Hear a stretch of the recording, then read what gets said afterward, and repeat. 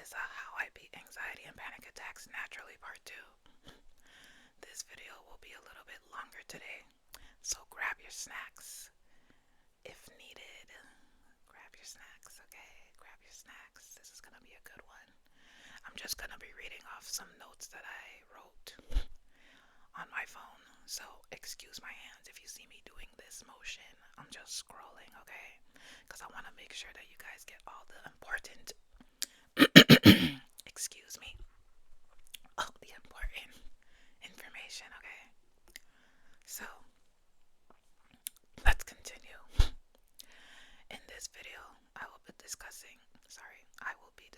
some more important information that was not included in part 1, but it might be a little mixture of both new information and some part 1 information again might be repeated slightly, but it will all mainly be new info. So, like I stated in my description, I am not a medical professional. I am just a young woman sharing her experience and journey on how I naturally got rid of anxiety and panic attacks. Please, please, this is very important that you make sure to get reassurance from medical difficulties there. I am not a medical professional, so even if you have to go to multiple different doctors just to really reassure yourself that yes, this is indeed just anxiety and panic that you are dealing with, just to rule out any other possible medical conditions, because there are some medical conditions that can cause anxiety and panic like symptoms. So it's very important that you all get your medical testing done, get your vitamin levels checked, because also lack of certain vitamins contribute to anxiety and panic symptoms as well. So yes, just make sure to rule out any other possible issues first before continuing with my videos or any other videos about overcoming anxiety and panic in general.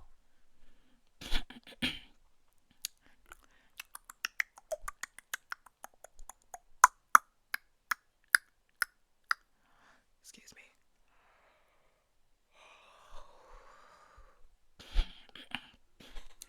I've done all my testing, basically every test under the sun.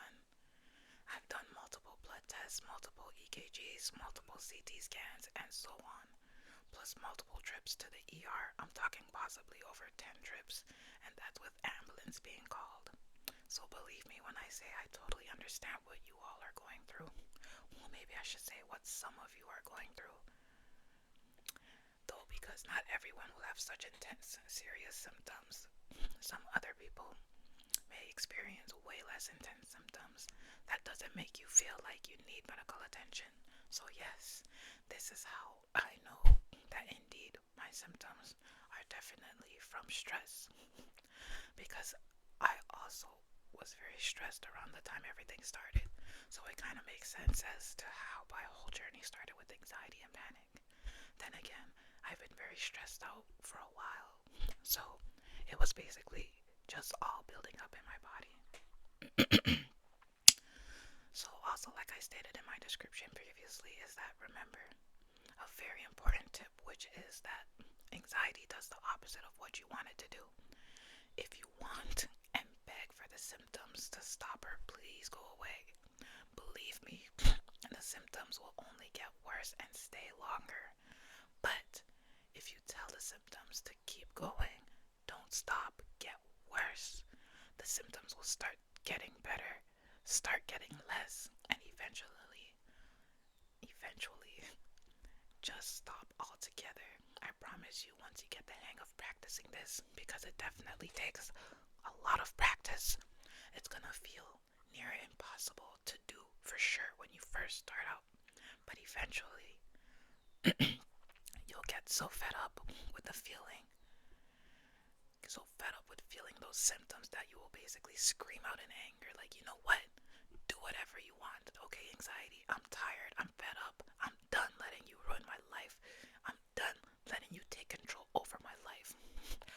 I know that what I'm feeling cannot harm me in any way whatsoever, so do whatever you want to me. Do your worst. I'm not worried anymore. I don't care anymore. And trust me, once once you reach that breaking point is when you'll probably start to see your symptoms improve, oddly enough. But it's true because now you're just totally fed up, if you understand what I'm trying to say. Okay, so 1 second here, 1 second. So basically, move this out of the way. So you have to get excited when the symptoms start. Be excited for anxiety, smile through it. Remember, it's you against the anxiety. You have the power to stop it. You have the power to control it and to control your mind. So don't let your mind control you, and don't let the symptoms control you. Just laugh at it when it starts.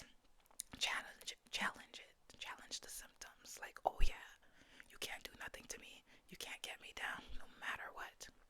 In a few minutes, you'll be tired and gone. Who cares? Been there, done that. Soon, you will stop making an appearance for good.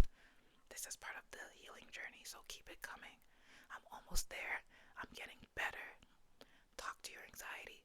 Say positive things when you're having an attack. Even though you may sound crazy doing it, of course. You should try and do it when you're alone. And speaking of being alone, don't try to hide your anxiety from people because that too will make it worse. That too is not helping your healing journey at all. It's actually delaying it. Because, sometimes before you even go and talk to someone, you might already have a million thoughts running through your head like, oh, I hope I don't make a fool out of myself when I go talk to so-and-so. Or, oh, I hope I don't look stupid talking to that person earlier. Sometimes before you even go and talk to someone, you might already have a million thoughts running through your mind like, oh, I hope I didn't make a fool out of myself when I go and talk to so-and-so. Or, oh, I hope I didn't look stupid talking to that person earlier today.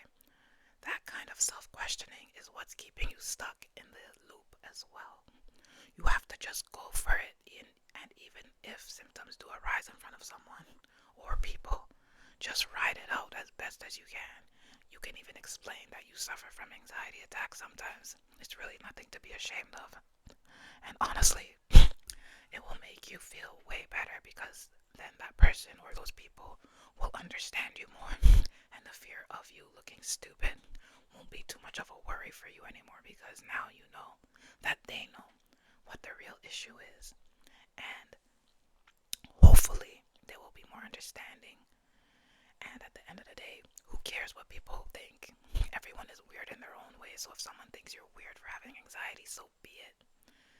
They can't stop you from living the best life you can live unless you give them that power. So now moving forward.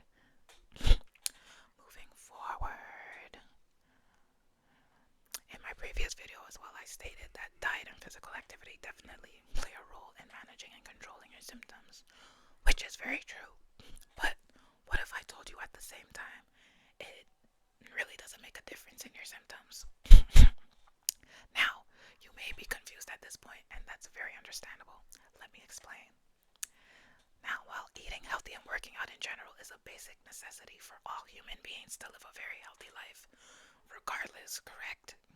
But when dealing with anxiety and panic, remember that it's a mind thing. Yes, the symptoms are very real and physical, but it all stems from your mind at the end of the day.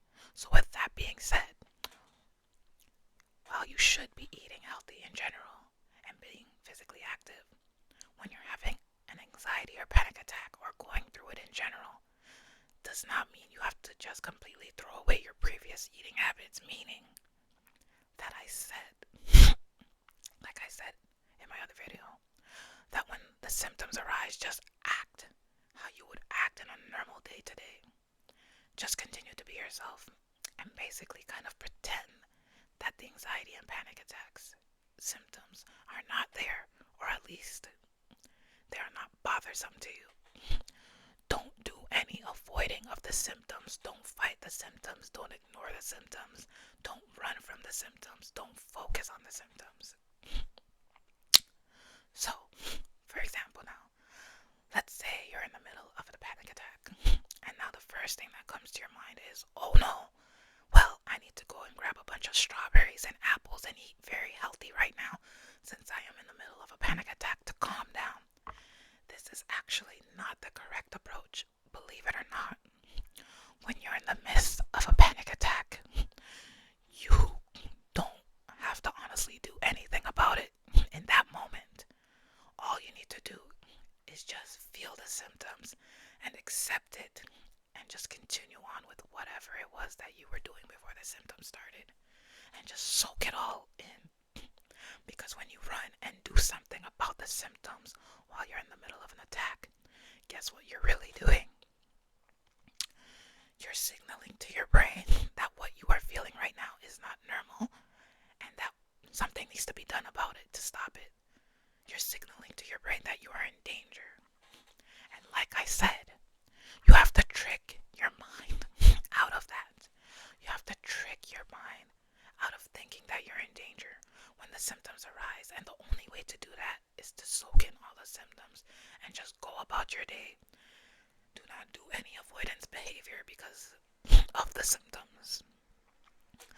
Now, example, if you are feeling shortness of breath or numbness and tingling, you may want to jump out of your bed or out of your seat right away and start walking around or something just to try and stop the symptoms. This is not the correct approach, and believe me, I learned that the hard way, because what you are really doing is just telling your brain that you are in danger. You're doing something because of the anxiety, and that you shouldn't do. Don't do anything because of the anxiety, if you understand what I'm trying to say. Do things because you want to do them, but not because anxiety popped up. Now, you gotta do this, you gotta do that. No. And fight the symptoms. Let it be. Just acknowledge that the symptoms are there. Don't ignore it. Don't try to act like it's not existent. Right? Because what you're feeling is, it's okay. You just have to feel it and accept it and feel it through. Feel the symptoms while you are in the shower and accept it. Feel the symptoms while you are in class and accept it. Feel the symptoms while you are at work and accept it. Don't run from it. Acknowledge that the symptoms are there, but you are safe. Just keep telling yourself you are safe. Nothing to worry about it. Because there's kind of a difference between pretending and acting like it's not there. Well, it's technically the same thing. Just know that it's there, but you can pretend that it's not bothersome to you, if that makes any sense.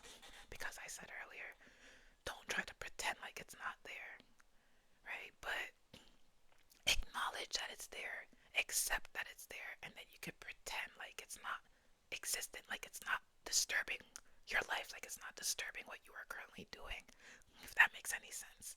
It might be a little bit confusing, I understand. I know, but that's the best way I can kind of explain it, you know what I mean? So, this is why I said that going to grab a healthy snack or a plate full of strawberries or apples because you're in the middle of a panic attack is the wrong approach. Because you are then doing something to try and stop the symptoms. And because of the symptoms. And that's not what we want to do. Okay. We do not want to try to stop the symptoms because that is basically fighting the symptoms. And that was one of my tips. Do not fight the symptoms. Hopefully you guys are catching on. I know it might seem a little bit complicated at first to understand what I'm saying, but believe me, play it over a few times and really try to take your time to understand. You know, because anxiety and panic is a complex thing to deal with and understand. But trust me, it does get better and easier, I promise you. So like I said, eating healthy is needed to support your journey, but don't do it as just a way to stop anxiety or panic while you're in the midst of an attack. Eat healthy and work out because you know it is good for your body in general, not because it is good for anxiety. Also, comment below any kind of strange, those are symptoms you had, or any symptoms in general that you've had in the midst of an attack, a panic attack or anxiety attack. Let me know what's the weirdest symptoms you guys had, or what symptoms you have in general. So, basically, during a panic attack, just gently try to shift your mind to positive thoughts. Try to breathe normally, as you would when you're not having an attack. You don't have to change what you are doing in the moment, or to try and get out of the attack, or to stop it, or to minimize it. Don't do anything because of the attack. Just continue on whatever you were doing before it started. Even when you're not having an attack, expect the symptoms and accept the symptoms. So, expect it to happen whenever it happens, because it's going to happen, sometime, whenever, if that makes sense, right? So, expect it to happen, right? Because sometimes it happens untriggered without reason, right? Because your body has been in fight or flight mode for such a long time. You must face your fears when dealing with both anxiety and panic. Face your fears. Do not let it hold you back or stop you from doing anything that you would normally do. This is very, very important that you face it head on. Don't let it stop you from anything throughout the day or throughout your life. If your heart is beating fast, tell it to beat faster. If your heart is beating hard, tell it to beat harder. If you feel like you're going to pass out, and believe me, you're not, tell yourself, okay, go ahead, drop, pass out. You're not going to, trust me. Any symptom at all that you're feeling, tell it to get worse and worse. It's harmless, and you will see within a few minutes. For some, it might be a few hours, but you will see that you will return back to your normal state. Nothing happened to you. You didn't pass out.